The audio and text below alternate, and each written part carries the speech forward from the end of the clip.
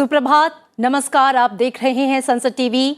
मैं हूं आपके साथ अमृता चौरसिया। टॉप न्यूज में होगी देश दुनिया की तमाम बड़ी खबरें, बिजनेस और खेल जगत की सुर्खियां। आइए शुरुआत करते हैं टॉप न्यूज हेडलाइंस के साथ। राष्ट्रीय जांच एजेंसी का देश भर में तलाशी अभियान। पीएफआई सहित कई देश विरोधी समूहों और आतंकवादियों का समर्थन करने वालों के ठिकानों की तलाशी। 100 से ज्यादा गिरफ्तार। विदेश मंत्री एस जयशंकर ने कहा, भारत का यूएनएससी का स्थायी सदस्य होना वैश्विक संस्था के लिए आवश्यक। अमेरिका ने भारत को यूएनएससी का स्थायी सदस्य बनाए जाने का किया समर्थन। अमेरिकी फेडरल रिजर्व ने तीसरी बार बढ़ाई ब्याज दर।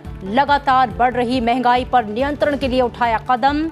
भारत सहित पूरी दुनिया पर असर पड़ने की आशंका। सीआरपीएफ के महानिदेशक का दावा, देश के 2 बड़े नक्सल प्रभावित राज्यों झारखंड, बिहार में प्रमुख नक्सली ठिकाने पूरी तरह से कब्जे में। नक्सल प्रभावित जिलों की संख्या घटकर अब तक सबसे कम। और यूक्रेन में 3 लाख रिजर्व सैनिकों को तैनात करने की पुतिन की घोषणा का रूस में विरोध। जो बाइडेन ने कहा, पुतिन का तरीका संयुक्त राष्ट्र चार्टर का उल्लंघन।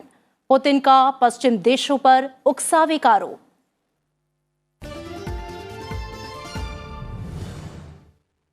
और आइए खबरें विस्तार से।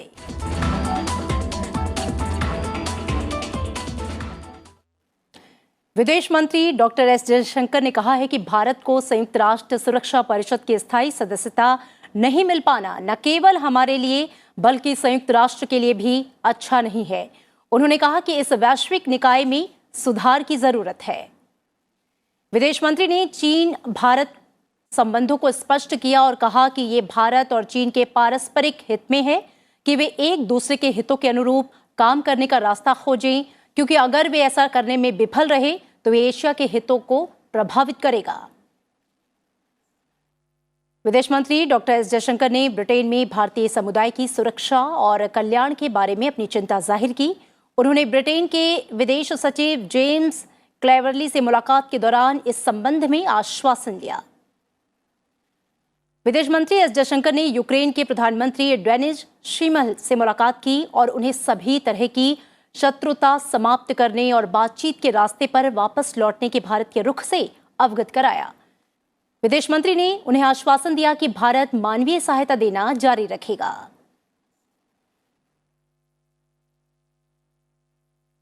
विदेश मंत्री एस जयशंकर का संयुक्त राष्ट्र महासभा के उच्च स्तरीय सत्र के इतर दुनिया भर के शीर्ष नेताओं के साथ बैठकों का दौर जारी है।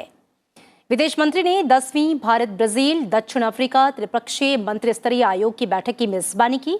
इस दौरान IBSA प्रक्रिया की समीक्षा और इसकी गतिविधियों को मान्यता दी गई।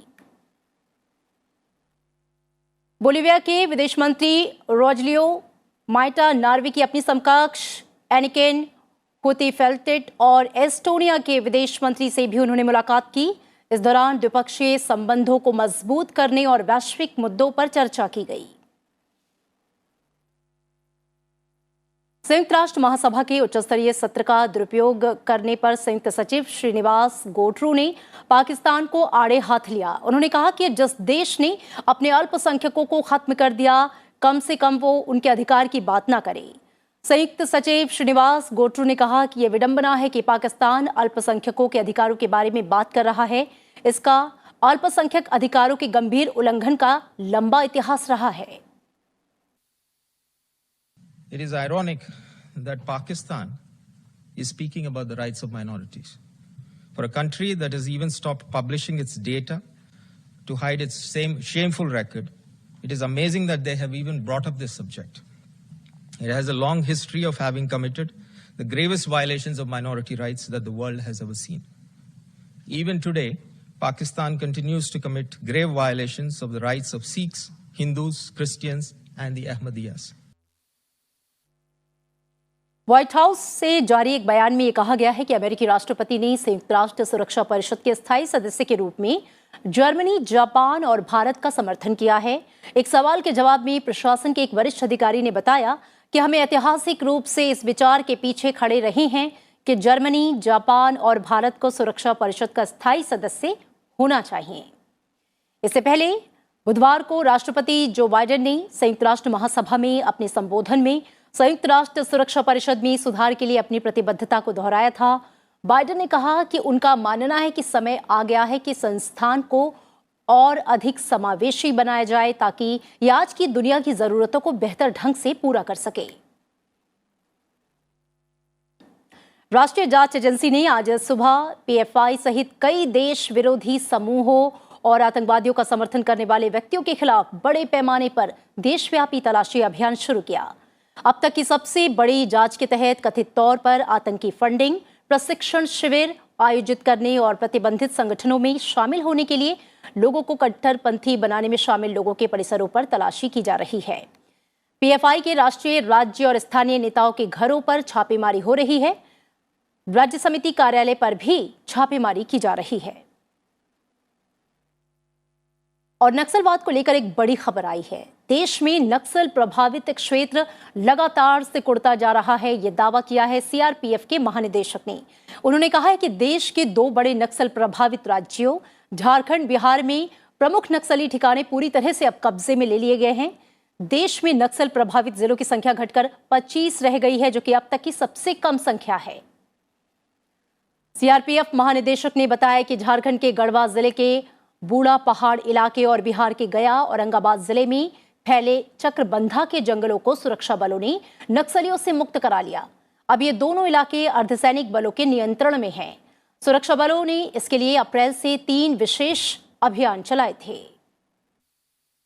हमारे यशस्वी प्रधानमंत्री श्री नरेंद्र मोदी जी वामपंथी उग्रवाद मुक्त भारत की कल्पना को साकार करने के लिए तथा केंद्रीय गृह मंत्री श्री अमित शाह जी की जो उनके उग्रवाद के खिलाफ जीरो टॉलरेंस की नीति है, उसके तहत गृह मंत्रालय ने देश भर में वामपंथी उग्रवाद के खिलाफ निर्णायक लड़ाई को अंतिम चरण में पहुंचाने का प्रण लिया है और हम लोग उसको साकार करने में अपना कदम आगे बढ़ा रहे हैं। वर्ष 2019 से वामपंथी उग्रवाद के विरुद्ध एक विशेष रणनीति अपनाई गई है और इसमें केंद्रीय तथा राज्य के सुरक्षा बलों से संबंधित एजेंसियों के समन्वित प्रयासों और चलाए गए अभियानों से संबंधित वामपंथी उग्रवाद के विरुद्ध लड़ाई में हम लोगों को अप्रत्याशित सफलता भी मिली है। मध्य प्रदेश और महाराष्ट्र में चलाए गए नक्सल विरोधी अभियानों में 14 माओवादी मारे गए और 590 या तो पकड़े गए या अभियान के दौरान आत्मसमर्पण किया। केंद्रीय गृह मंत्री अमित शाह ने इस खबर को बड़ी उपलब्धि बताया है और सुरक्षा बलों को बधाई दी है।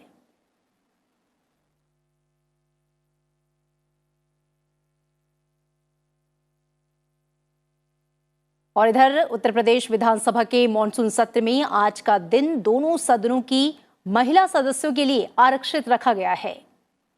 ऐसे में आज सिर्फ विधानसभा और विधान परिषद की महिला सदस्य सदन में अपनी बात रखेंगी। विधानमंडल के सियासी इतिहास में यह पहली बार हो रहा है जब एक दिन दोनों सदनों की कार्यवाही महिला विधायकों के नाम रहेगी। इस तरह मॉनसून का ये सत्र महिला सशक्तिकरण की दिशा में अहम है। आपको बता दें कि मौजूदा समय में उत्तर प्रदेश विधानसभा में 47 और विधान परिषद में 6 महिला सदस्य हैं और आज का दिन इन महिला सदस्यों के नाम है। इधर पंजाब में आम आदमी पार्टी सरकार को झटका लगा है। आप सरकार विशेष सत्र बुला विश्वास मत पेश करने की तैयारी कर रही थी, लेकिन राज्यपाल बनवारी लाल पुरोहित ने विशेष सत्र को रद्द कर दिया। आपको बता दें कि राज्यपाल ने गुरुवार को विशेष सत्र बुलाने के अपने पहले के आदेश को वापस ले लिया है। उन्होंने कहा है कि सरकार खुद इस तरह से विधानसभा में विश्वास प्रस्ताव नहीं ला सकती। संविधान में इसके लिए कोई प्रावधान नहीं है।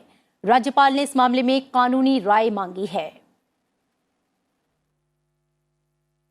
प्रधानमंत्री नरेंद्र मोदी ने पीएम केयर्स फंड के 89 मंडल के साथ एक बैठक की और दिल खोलकर इस कोष में योगदान देने के लिए देशवासियों की सराहना की। प्रधानमंत्री ने कहा कि नए न्यासियों और सलाहकारों की भागीदारी से पीएम केयर्स फंड की कार्यप्रणाली को व्यापक दृष्टिकोण मिलेगा। बैठक के दौरान कोविड-19 के चलते अपने परिजनों को खो चुके 4,345 बच्चों की मदद करने के लिए ये पहल शुरू की गई थी। इस मौके पर पीएम केयर्स फॉर चिल्ड्रन सहित पीएम केयर्स की मदद से शुरू की गई कई पहलों के बारे में एक प्रस्तुति भी दी गई।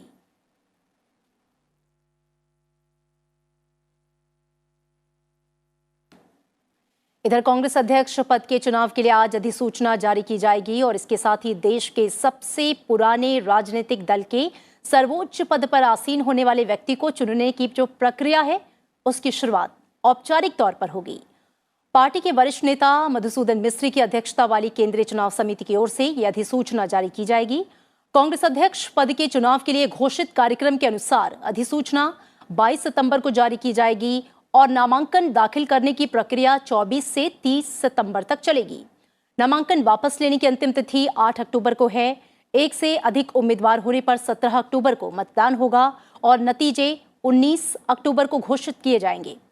राहुल गांधी की पार्टी की कमान नहीं संभालने के संकेत देने के बाद अब कांग्रेस अध्यक्ष पद के लिए चुनावी मुकाबला कड़ा हो गया है। पार्टी के वरिष्ठ नेता शशि थरूर ने पहले ही चुनाव लड़ने का संकेत दे दिया है, तो राजस्थान के मुख्यमंत्री अशोक गहलोत के भी चुनाव लड़ने की संभावना है।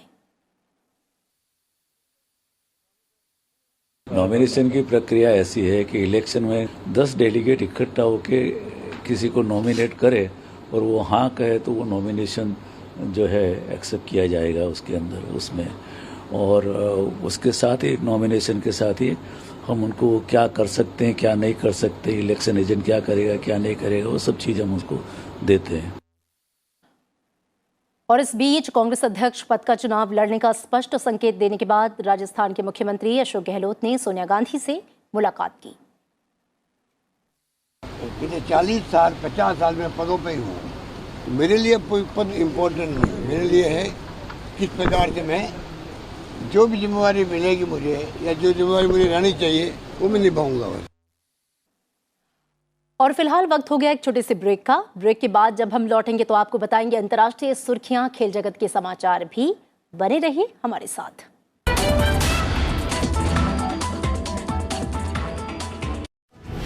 Foreign policy matters more than ever before in our interdependent, globalized world. And to get an in-depth analysis of all that is happening in India's external relations, tune in to Diplomatic Dispatch. So keep watching Diplomatic Dispatch only on Sunset Television.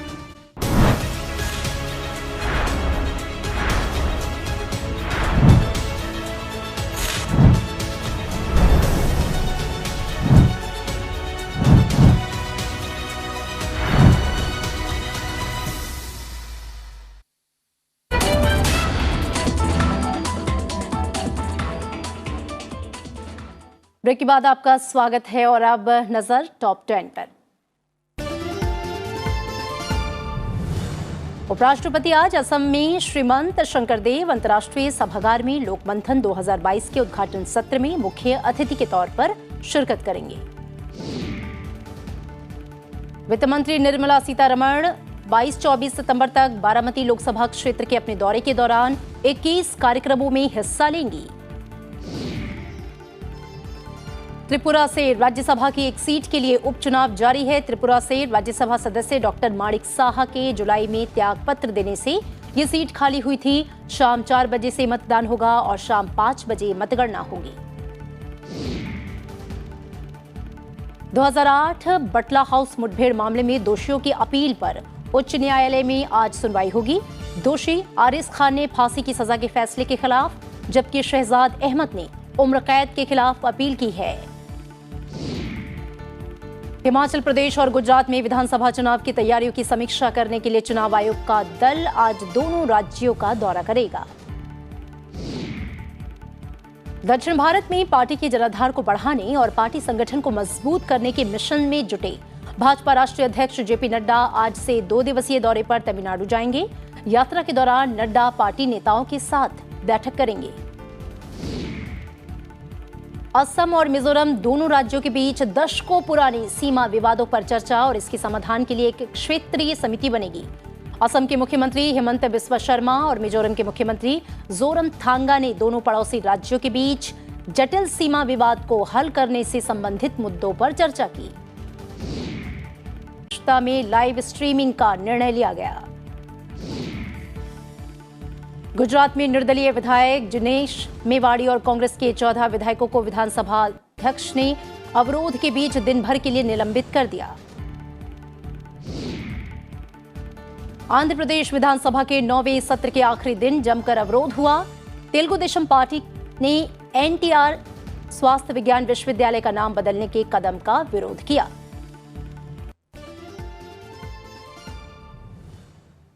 और आइए अब नजर अंतर्राष्ट्रीय सुर्खियों पर।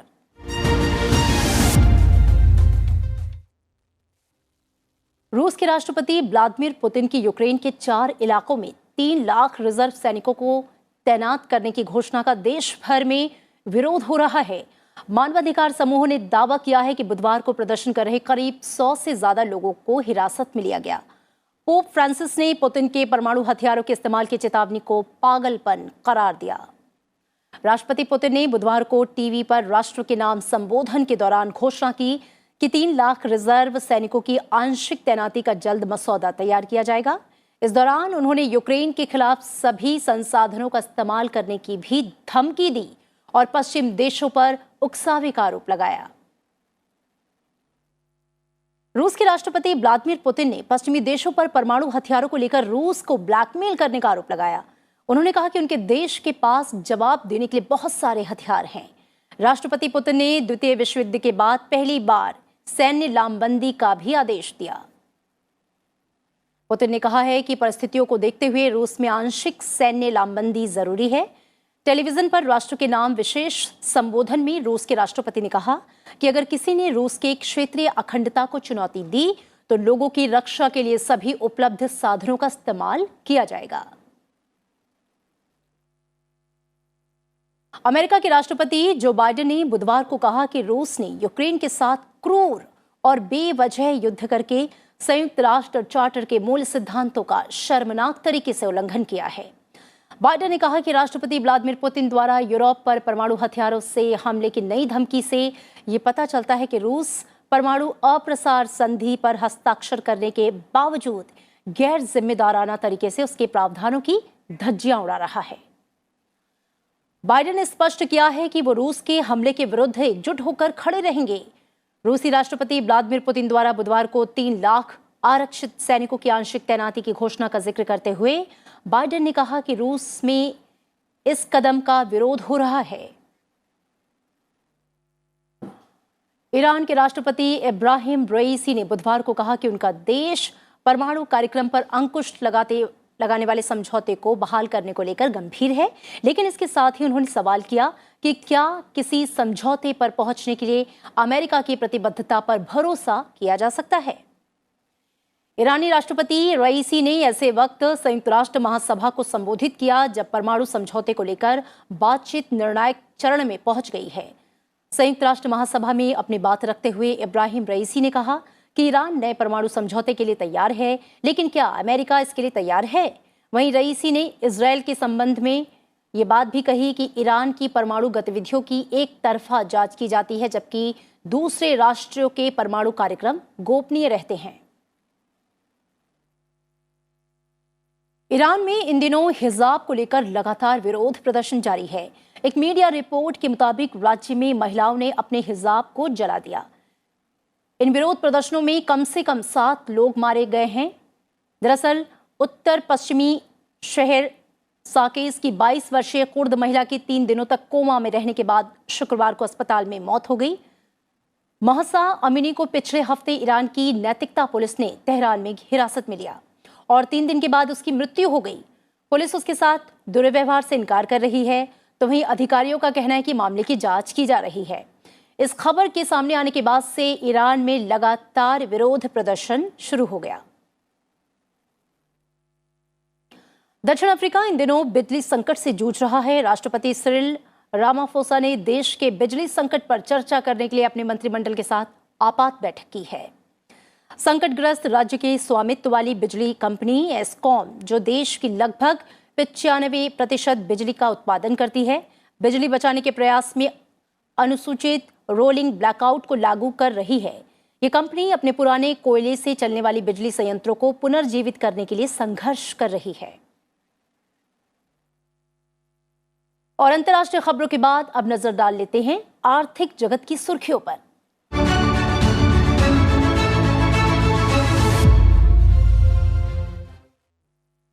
कृषि मंत्रालय ने वित्तीय वर्ष 2022-23 के लिए प्रमुख खरीफ फसलों के पैदावार का पहला अग्रिम अनुमान जारी किया है। अनुमान के मुताबिक मक्का और गन्ने के रिकॉर्ड उत्पादन की संभावना है। खरीफ सीजन में करीब 150 मिलियन टन खाद्यान्न के उत्पादन का अनुमान है। इसमें तिलहन करीब 24 मिलियन टन, कपास करीब 35 मिलियन टन और गन्ना का करीब 465.05 मिलियन टन उत्पादन होने का अनुमान है। आपको बता दें कि देश में कुल खाद्यान्न उत्पादन पिछले 5 सालों के औसत खाद्यान्न उत्पादन से करीब 7 बिलियन टन अधिक है। खाड़ी सहयोग परिषद के 6 देशों को भारत का निर्यात 2021-22 में सालाना आधार पर 44% बढ़कर लगभग करीब 44 अरब डॉलर हो गया। वित्त वर्ष 2020-21 में यह आंकड़ा करीब 28 अरब डॉलर था। निर्यातकों के शीर्ष संगठन Federation of Indian Export Organisation ने जानकारी दी है कि निर्यात में 68% की बढ़ोतरी हुई है और खाड़ी देशों में यूएई शीर्ष पर है। भारत का दूसरा सबसे बड़ा व्यापार साझीदार और निर्यात के लिहाज से सबसे बड़ा साझीदार यूएई का निर्यात बीते साल में बढ़कर 28 अरब डॉलर पर पहुंच गया, जो कि 2020-21 में 17 अरब डॉलर था। जीसीसी की स्थापना मई 1981 में हुई थी। इसके सदस्य सऊदी अरब, बहरीन, कुवैत, ओमान, कतर और यूएई हैं।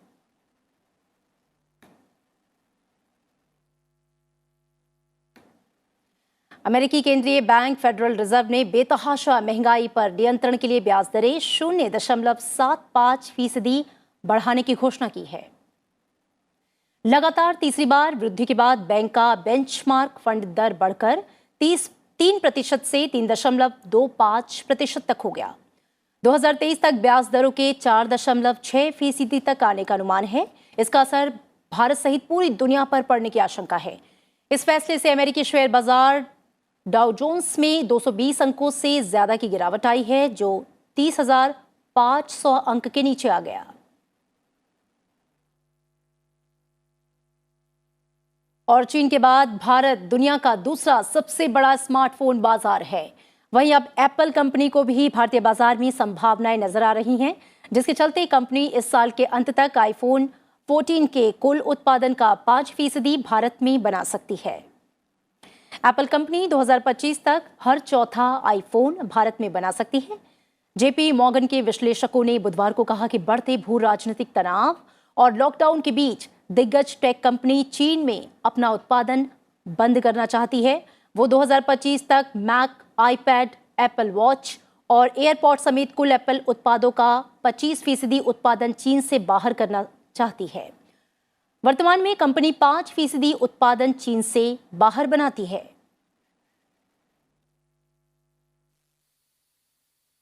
और आइए अब नजर डाल लेते हैं खेल जगत की सुर्खियों पर।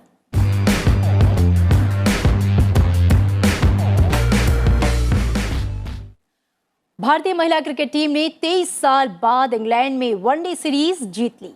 भारत और इंग्लैंड की महिला टीम के बीच खेली जा रही 3 मैचों की वनडे सीरीज हरमनप्रीत की कप्तानी वाली भारतीय टीम ने बुधवार को इंग्लैंड को 88 रन के बड़े अंतर से मात दी।